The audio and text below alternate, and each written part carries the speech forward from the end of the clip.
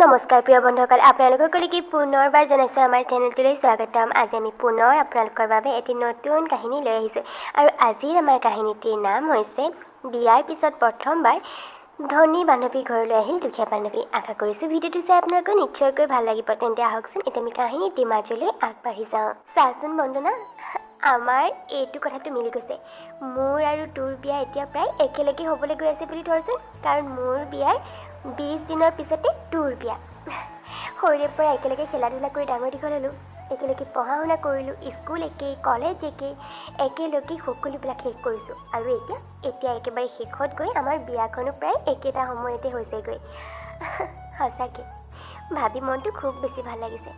কিন্তু বিয়াৰ পিছত আৰু আমি এনেকৈ ইজনী সিজনীক লগেই নোপোৱা হৈ যাম। মোৰ কিন্তু তোলৈ খুব মনত পৰিব। মোৰো বেছি, মইতো তোক বহুত বেছি মিছ কৰিম, বহুত মনত পৰিব তোলৈ। ইমান দিনে একেলগে পাৰ কৰি অহা সময়বোৰ সদায় মনত পৰি থাকিব। কিমান যে ভাল আছিল সেই দিনবোৰ। কিন্তু মোৰ এটা ভয় হৈছে, কাৰণ তই চহৰলৈ বিয়া হ'বি আৰু তাতে ইমান ধনী মানুহৰ ঘৰলৈ বিয়া সোমাবলৈ ওলাইছ। গতিকে চহৰৰ ধনী ঘৰৰ বোৱাৰী হৈ গৈ তোৰ এই দুখীয়া বান্ধৱীক তই পাহৰি যাবি নেকি বাৰু? সেই নাপাহৰোঁ, কি যে কওঁ নহয় তয়ো। বন্দনা, তইনো মোক এনেকুৱা বুলি ভাবিছনে বাৰু? নাপাহৰোঁ চাবি, কেতিয়াও নাপাহৰোঁ। কিন্তু তই যদি চহৰলৈকে বিয়া হ'লিহেঁতেন, তেতিয়া কিন্তু আমি ইজনী সিজনীক লগ পাই থাকিব পাৰিলোহেঁতেন। কিন্তু তোৰ আকৌ এতিয়া বিয়া গাঁৱতে ঠিক হ'ল, গতিকে লগ পোৱাটো কম হ'ব আৰু এতিয়া। কিন্তু মই পাহৰি নাযাওঁ, ইমানো বেয়া নহয় মই। সেয়াই ইমান দিনে বন্ধুত্বত তই সেয়াহে বুজিলি তাৰমানে মোক। নহয়ও বেছি, সময় আৰু পৰিস্থিতিত কেতিয়াবা মানুহ সলনি হৈ যায় যে, সেইটো কাৰণেহে তোক কৈছোঁ। কিন্তু মোৰ তোৰ ওপৰত আৰু আমাৰ ফ্ৰেণ্ডশ্বিপৰ ওপৰত পূৰা বিশ্বাস আছে যে তই কেতিয়াও সলনি নহওঁ। বিয়াৰ পিছত কিন্তু তহঁতৰ ঘৰলৈ মই যাম আৰু তয়ো আমাৰ ঘৰলৈ আহি থাকিব লাগিব। তেতিয়াহে আমাৰ বন্ধুত্ব এনেদৰে থাকিব, হয়নে কচোন? অঁ, কিয় নহয় আকৌ। হয়তো এনেও আহিমেই তহঁতৰ ঘৰলৈ, আৰু তয়ো যাব লাগিব একেবাৰে ভিনদেউৰ লগত, কিন্তু কৈ দিছোঁ তোক। এয়া হৈছে বন্দনা আৰু বৃষ্টি, দুয়োজনী খুবেই বেছি ভাল বান্ধৱী। আৰু দুয়োজনীয়ে ঘৰ একেখন গাঁৱতে, মানে প্ৰায় ওচৰতে বুলি ক'ব পাৰি। আৰু দুয়োজনীয়ে সৰুৰে পৰা একেলগে খেলা ধূলা কৰি, একেলগে স্কুলত পঢ়ি, কলেজত পঢ়ি ডাঙৰ দীঘল হৈছে। আৰু এতিয়া বৰ্তমান দুয়োজনীয়ে দুয়োখন বিয়া একেলগে প্ৰায় ঠিক হৈছে। আজিৰ পৰা এসপ্তাহমানৰ পিছত প্ৰথমতে বৃষ্টিৰ বিয়া আৰু তাৰ 20 দিনমানৰ পিছত বন্দনাৰ বিয়া। আৰু বিয়াৰ পিছতো নিজৰ বন্ধুত্ব জীয়াই ৰাখিম বুলি যেন ইজনীয়ে সিজনীক প্ৰতিশ্ৰুতিও দিছে। বৃষ্টিৰ বিয়া আকৌ চহৰৰ খুবেই ধনী মানুহৰ ঘৰৰ একমাত্ৰ ল'ৰা এজনৰ লগত ঠিক হৈছে। তাইৰ গিৰিয়েক, তাই বিয়া হ'বলৈ ওলাই গোটেই ঘৰখনৰ খুবেই ডাঙৰ এটা বিজনেছ আছে চহৰতে। আনহাতে বন্দনাৰ বিয়া আকৌ সিহঁতৰ গাঁৱৰ ওচৰৰে অন্য এখন গাঁৱৰ এজন কাঠমিস্ত্ৰীৰ লগত ঠিক হৈছে। গতিকে বন্দনাৰ অকণমান ভয় লাগি আছে যে চহৰলৈ ধনী ঘৰৰ মানুহৰ বোৱাৰী হৈ গুচি যোৱাৰ পিছত বান্ধৱী বৃষ্টিয়ে তাইক পাহৰি পেলাব নেকি। কিন্তু বৃষ্টিয়ে তাইক কথা দিছে যে তাইক কেতিয়াও সিহঁতৰ বন্ধুত্ব পাহৰি নেপেলায়। তেনেকৈ দিন পাৰ হৈ গৈ থাকিল আৰু বৃষ্টিৰ বিয়াখন পালেহি। বৃষ্টিৰ বিয়া ধুমধামেৰে হৈ গ'ল আৰু তাৰ 20 দিনৰ পিছত বন্দনাৰ বিয়াখনো ধুমধামেৰে হৈ গ'ল। দুয়োজনী নতুন নতুন ঘৰলৈ বোৱাৰী হৈ গুচি গ'ল। বৃষ্টি, তুমিতো দেখিছাই আমাৰ ঘৰখনৰ ষ্টেটাছটো এই ছ'চাইটিখনত কেনেকুৱা, আৰু আমাৰ ঘৰৰ পৰিস্থিতিবিলাকো দেখিছা। কিন্তু তুমি আমাৰ ঘৰৰ এই পৰিস্থিতিটোৰ পৰা একেবাৰে এটা পৃথক পৰিস্থিতিৰ পৰা আহিছা, কাৰণ তোমাৰ ঘৰ গাঁৱত আৰু একেবাৰে তুমি আমাৰ ঘৰৰ তুলনাত এখন দুখীয়া ঘৰৰ পৰা আহিছা। গতিকে এইখন ঘৰৰ লগত এতিয়া তুমি এডজাষ্ট কৰিবলৈ শিকিব লাগিব, এই ছ'চাইটিখনৰ লগত এডজাষ্ট কৰিব পাৰিব লাগিব। সেইটো কাৰণে কিছুমান গাঁৱলীয়া ধং এতিয়া তুমি এৰিব লাগিব, আৰু যিমান সোনকালে তুমি সেইবোৰ এৰিব পাৰিবা সিমানেই তোমাৰ কাৰণে ভাল হ'ব। কাৰণ মই নিবিচাৰোঁ যে মোক কোনোবাই গাঁৱলীয়া ছোৱালী বিয়া কৰাইছোঁ বুলি হাঁহক। গতিকে গাঁৱলীয়া ধংবোৰ এৰিবা। এইখন ঘৰৰ লগত কেনেকৈ মিলাই চলিব পাৰি, আমাৰ মানুহবিলাকৰ লগত কেনেকৈ মিলাই চলিব পাৰি, কেনেকৈ কথা বতৰা পাতিব লাগে, সেই সকলোবিলাক যাতে তুমি অতি কম সময়ৰ ভিতৰতে শিকি লোৱা। হ'ব, আপুনি একেবাৰে চিন্তা নকৰিব, মই সকলোবিলাক শিকিম। আৰু এনেও আগতে মই চহৰলৈ অহা যোৱা কৰিছোঁ নহয়, আৰু চহৰৰ মানুহবিলাকৰ লগত কেনেকৈ কথা বতৰা পাতিব লাগে, কেনেকৈ ব্যৱসায় পাতি কৰিব লাগে, সেই সকলোবিলাক মই জানো। গতিকে আপুনি একেবাৰে চিন্তা কৰিব নালাগে। মই চাবচোন অতি কম সময়ৰ ভিতৰতে আপোনালোকৰ ঘৰখনৰ লগত আৰু এই গোটেই পৰিৱেশটোৰ লগত এডজাষ্ট হৈ ল'ম। Very good. যিমান সোনকালে এডজাষ্ট হ'বা তোমাৰ নিজৰ কাৰণে ভাল হ'ব। আহিছোঁ দিয়া, মই কাম দুটামান আছে কৰি আহোঁ। বন্দনা, মই জানো তুমি এটা বেলেগ পৰিৱেশৰ পৰা আমাৰ ঘৰখনলৈ আহিছা। মানে প্ৰত্যেকৰে ঘৰৰ পৰিৱেশটো বেলেগ দিয়াচোন। যদি তুমি গাঁৱৰে ছোৱালী আৰু গাঁৱলৈকে বিয়া হৈছা, তথাপিও তোমালোকৰ ঘৰৰ পৰিৱেশটো হয়তো বেলেগ আছিল, আমাৰ ঘৰৰ পৰিৱেশটোও বেলেগ। গতিকে এই নতুন ঘৰখনত তোমাৰ খাপ খাবলৈ হয়তো অকণমান সময় লাগিব পাৰে, কিন্তু তুমি একেবাৰে চিন্তা নকৰিবা। তোমাক যিমান সময় লাগে লোৱা, আৰু মই সদায় তোমাৰ লগত আছোঁ। আৰু আমাৰ এই ঘৰখনত তুমি যদি কিবা অসুবিধা পোৱা মোক ক'বা, নহ'লে মা দেউতা ভণ্টি সকলো আছে, তুমি সকলোকে ক'ব পাৰিবা। মাথো কিবা অসুবিধা পালে ক'লেই হৈছে। হ'ব দিয়ক, নিশ্চয় ক'ম। আৰু অসুবিধানো কিয় পাম বাৰু, একো অসুবিধা নাপাওঁ।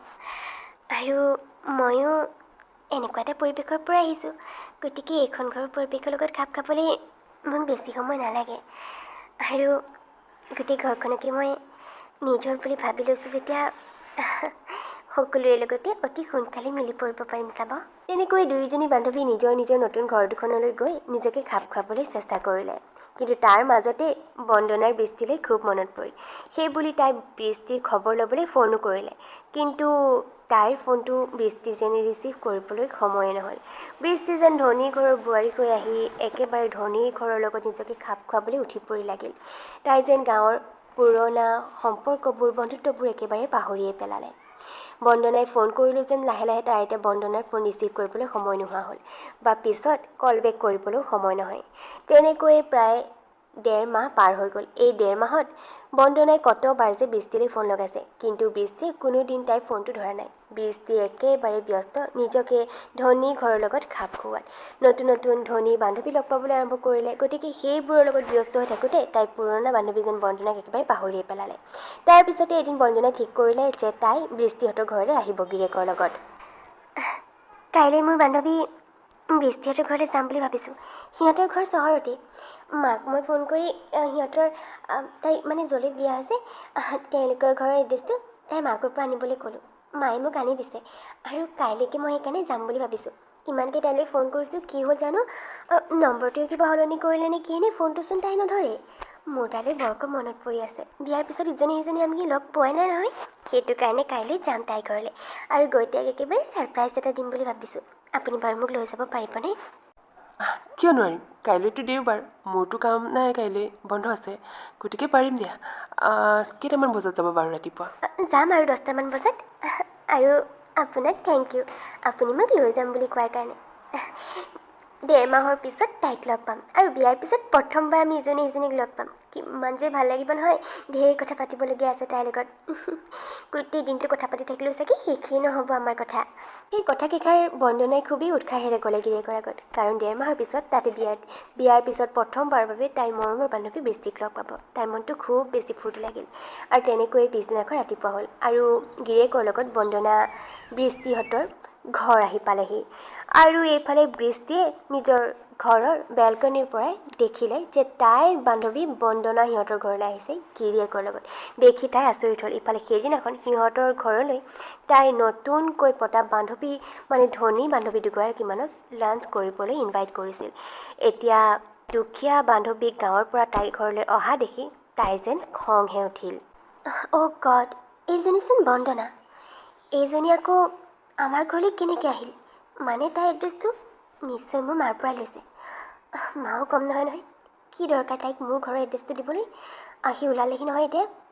সেই গিৰিয়েকডালো আহিছে। ইফালে আজি মই পম্পীহঁতকো ইনভাইট কৰিছোঁ লাঞ্চ কৰিবলৈ।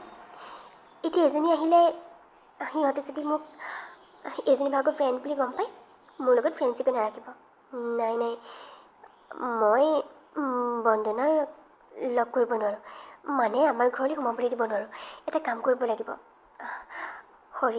হৰিকাইক কৈ মই আজি ঘৰত নাই বুলি কোৱাব লাগিব। কেনেবাকৈ যদি ইহঁতৰ আগত তাই মোৰ বান্ধৱী বুলি গম পাই যায় নহয়, এই গাঁৱলীয়া ভুচুং পহুজনী হ'ল আৰু, সকলোৱে হাঁহিব মোক ইয়াত। গতিকে যিমান সোনকালে পাৰোঁ এইহালক ইয়াৰ পৰা পঠিয়াই দিয়াটোৱেই ভাল হ'ব। হৰিকাইকে কওঁগৈ, সিহঁতক গৈ যাতে গেটৰ ওচৰতে কয়গৈ যে মই আজি ঘৰত নাই। সেই বুলি কৈ ঘৰৰ কাম কৰা মানুহজনৰ হতুৱাই বন্দনাক বৃষ্টিয়ে কোৱালে যে আজি বৃষ্টি ঘৰত নাই। কিন্তু বন্দনাই গেটৰ বাহিৰৰ পৰাই বৃষ্টিক বেলকনিত ৰখি থকা স্পষ্টকৈ দেখা পাইছিল। তাই বুজিব পাৰিলে যে তাই যিটো কথাত ভয় খাই আছিল সেইটোৱেই সত্য হ'ল। তাইৰ বান্ধৱী বৃষ্টি সলনি হৈ পৰিল। সেইটো কাৰণেহে আজিলৈকে তাই ফোন ৰিচিভ নকৰে। আৰু এতিয়া তাইৰ ঘৰলৈ অহা দেখিও তাই জানি শুনি নাই বুলি ক'বলৈ এই কাম কৰা মানুহজনক সিহঁতৰ ওচৰলৈ পঠিয়াইছে। তাইৰ মনটো খুব বেছি বেয়া লাগিল। তাই একো নক'লে। গিৰিয়েকৰ লগত পুনৰ ঘৰলৈ উভতি আহিল। গিৰিয়েককো আনকেইটাই জানিবলৈ নিদিলে যে তাই বন্দনাক তাই বৃষ্টিক সিহঁতৰ ঘৰত দেখা পাইছিল। আজি মই স্পষ্টকৈ বৃষ্টিক দেখা পাইছিলোঁ যে তাই ঘৰতে আছিল।